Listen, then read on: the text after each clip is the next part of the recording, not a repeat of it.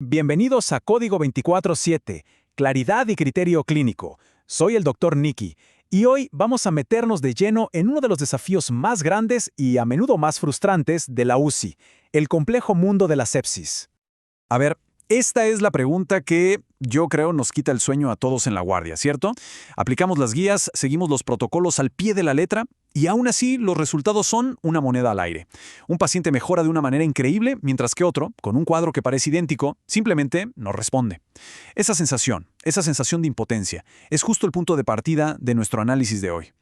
Bueno, para entender esto, vamos a sumergirnos en un escenario que seguro a todos nos suena muy, pero muy familiar.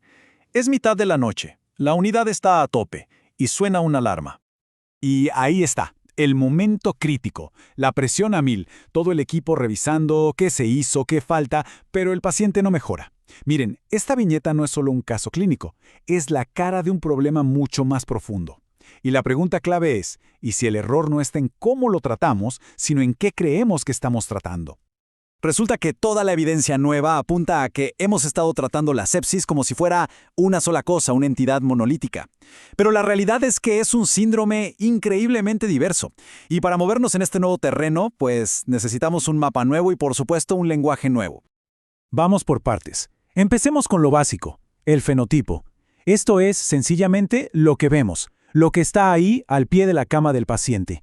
La taquicardia, la hipotensión, la fiebre, esas son las características clínicas que podemos observar. Digamos que es la cara externa de la enfermedad. Pero aquí es donde la cosa se pone de verdad interesante. Podemos ir un paso más allá. Dentro de ese gran universo de pacientes con el fenotipo sepsis, empezamos a notar como pequeños cúmulos, grupos más definidos. Esos son los subfenotipos. Grupos que, aunque todos parecen tener sepsis, comparten patrones biológicos o clínicos mucho más específicos. Y con esto llegamos al corazón del asunto, el endotipo. Este concepto ya no solo describe un grupo, sino que nos explica el por qué. Hablamos de un subgrupo con un mecanismo biológico, una fisiopatología, única y distintiva. Identificar el endotipo es como encontrar la huella digital molecular de la enfermedad en ese paciente en particular. Esta imagen lo resume todo. Es el cambio de paradigma completo. Pasamos de pensar en una talla única para todos, un solo tratamiento para la sepsis, a darnos cuenta de que bajo ese gran paraguas, en realidad hay múltiples enfermedades biológicas. Y la pregunta cae por su propio peso. Si son enfermedades distintas, ¿por qué insistimos en tratarlas igual? Pensemos en esto por un segundo. Tenemos dos pacientes, ambos con diagnóstico de sepsis, pero uno está con una fiebre altísima, marcadores inflamatorios por las nubes, y el otro, hipotérmico, casi sin respuesta de citoquinas. Biológicamente son polos opuestos. Entonces, ¿de verdad creemos que representan el mismo proceso? ¿Y que deberían recibir el mismísimo tratamiento? La respuesta, como ya vamos viendo, es casi con seguridad que no. Ok, entonces, ¿cómo empezamos a dibujar este nuevo mapa biológico? ¿Qué herramientas tenemos a la mano para clasificar a los pacientes en estos subgrupos que sí tienen un significado clínico? Actualmente, la investigación se mueve, digamos, en tres grandes avenidas.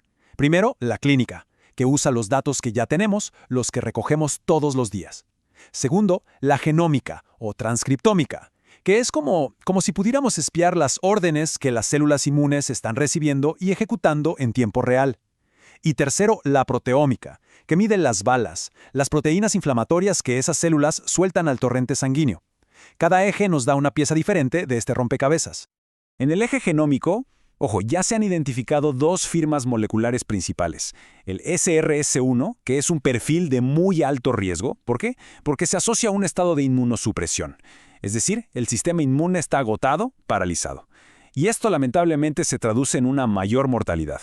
Por otro lado, el SRC2 representa una respuesta inmune mucho más funcional, más preservada, y por lo tanto, un mejor pronóstico. Son literalmente dos realidades biológicas distintas.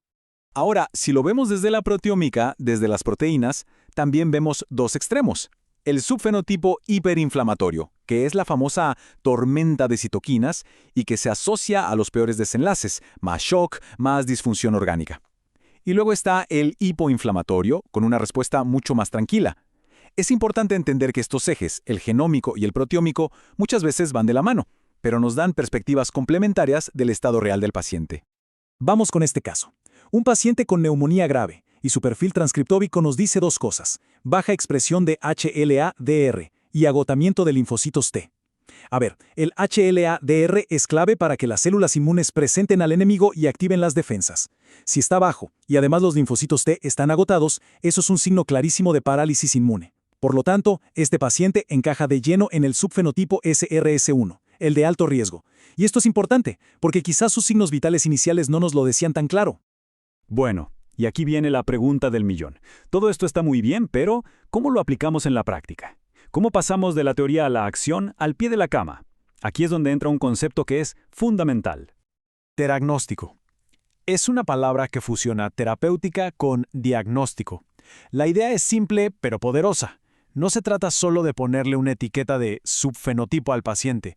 Se trata de usar esa etiqueta para guiar una terapia específica para ese subgrupo. Es, en esencia, la base de la medicina de precisión aplicada a los cuidados críticos. Y miren esto, porque aquí es donde todo encaja. Esta tabla es increíble. Análisis de grandes ensayos clínicos muestran algo que te vuela la cabeza. Los corticoides que usamos tanto en el shock podrían de hecho aumentar la mortalidad en pacientes con el subfenotipo SRS2, esos que ya tienen una buena respuesta inmune. Pero, en el subfenotipo hiperinflamatorio, podrían ser la diferencia entre la vida y la muerte.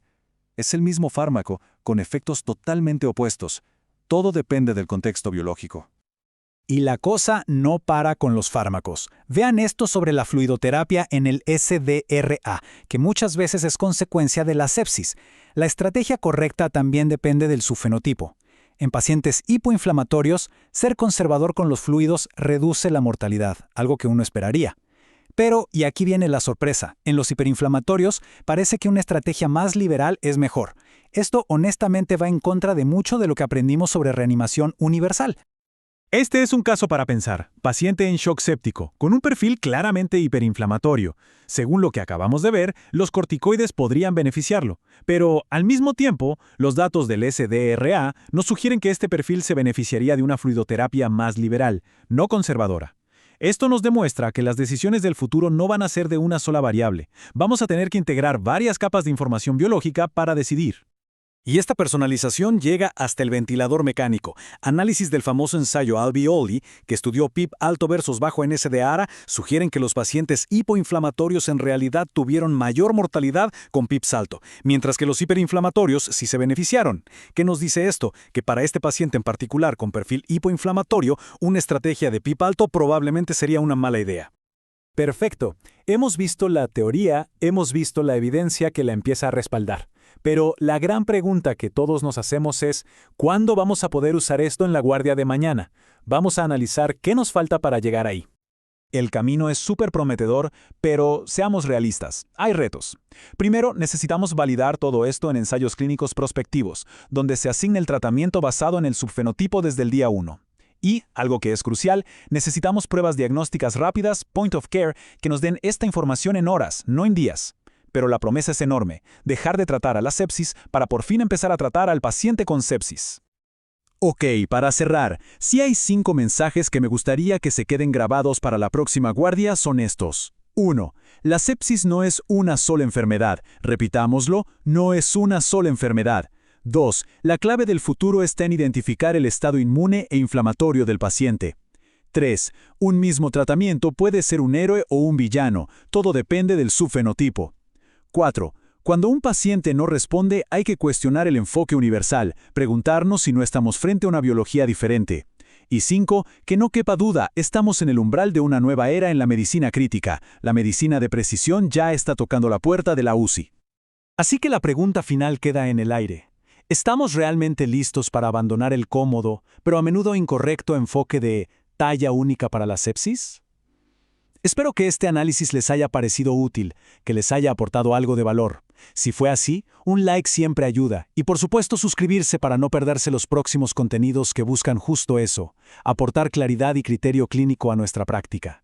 Muchas gracias por acompañarme. Nos vemos en la próxima.